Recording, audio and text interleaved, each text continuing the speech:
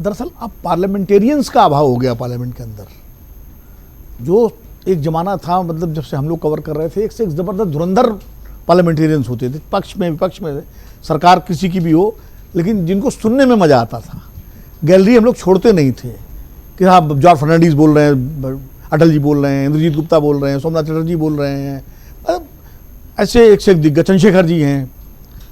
आज दोनों सदनों में शायद इक्का दुक्का होंगे कोई जिनको सुनने के लिए लोग रुकें। तो एक तो इसलिए पार्लियामेंट्री प्रोसीजर, पार्लियामेंट्री कन्वेंशंस, उनका कोई मतलब ही नहीं रह गया है। और यही वजह है कि गंभीरता का अभाव हो गया है पूरे सदन में। मैं एक छोटा सा एग्जांपल दूंगा। जैसे सदन एक संसदीय व्यवस्था है, परंपरा है, कन्वेंशन है और लॉ है। क्या लॉ है? लॉ ये है कि डिप्टी स्पीकर होगा लोकसभा में। कन्वेंशन ये था कि अपोजिशन को दिया जाएगा। लॉ नहीं था, लेकिन डिप्टी स्पीकर का बाकायदा, विजय जी बताएंगे इस बात को, मैंडेटरी है होना। लेकिन 2019 से लेकर 24 तक का पूरा कार्यकाल बिना डिप्टी स्पीकर के चला गया। विपक्ष को छोड़ दिया, सत्ता पक्ष ने अपना भी नहीं बनाया। और इस संसद में भी डिप्टी स्पीकर अभी लोकसभा में नहीं है, अब 1 साल से ज़्यादा हो रहा है। एक तो कन्वेंशन ऐसे खत्म हो रहे हैं, इससे लॉ हो रहा है। ये सारे गंभीर मुद्दे हैं जिन पर होना चाहिए चर्चा। दूसरी बात यह है कि जो लाइव टेलीकास्ट की बात कर रहे हैं, पूर्णिमा जी को याद होगा, हम लोग लखनऊ में थे उस समय 1996 में, जो 12 दिन की सरकार अटल जी की बनी थी, 13 दिन की, और उसमें जो कॉन्फिडेंस मोशन आया था अटल जी का, पूरे देश ने लगभग दूरदर्शन में उसका लाइव टेलीकास्ट पहली बार हुआ था।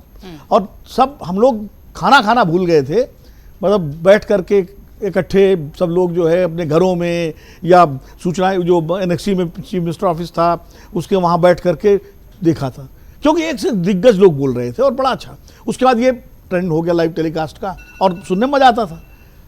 इधर क्या हो गया कि जो यूपीए के टाइम में तो दोनों लीडर, हाउस के अपोजिशन लीडर्स ने कहा था कि opposition has the right to disturb the house.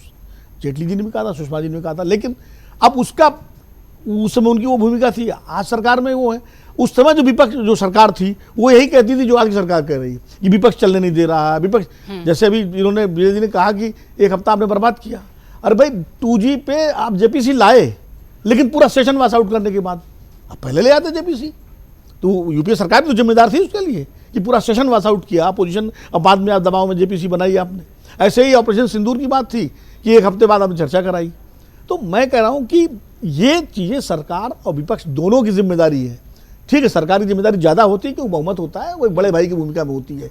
विपक्ष थोड़ा हल्ला हंगामा उसका करना भी बनता है, लेकिन सदन का सत्र ही न चले, ये विपक्ष की भी जिम्मेदारी है। और खाली आप एक मुद्दे पर दिन भर आप हल्ले मचाते रहे तो ये भी उचित नहीं है, क्योंकि ये अधिकार हनन है उन सांसदों का जो अपने क्षेत्र की समस्याएं उठाने के लिए आते हैं और उन मतदाताओं का अधिकार हनन भी है जिनकी जो अपने सांसदों के पास जाते हैं कि साहब ये समस्या जो है आप उठाइएगा पार्लियामेंट में, और उनको मौका नहीं मिलता। न क्वेश्चन आवर हो रहा है, न 0 आवर हो रहा है, कुछ हो ही नहीं रहा।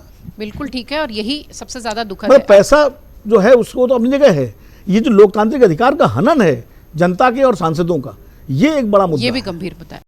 अगर आप ये वीडियो YouTube पर देख रहे हैं तो हमारे चैनल को सब्सक्राइब कर बेल आइकन दबाएं, और Facebook पर देख रहे हैं तो हमारे पेज को लाइक करें।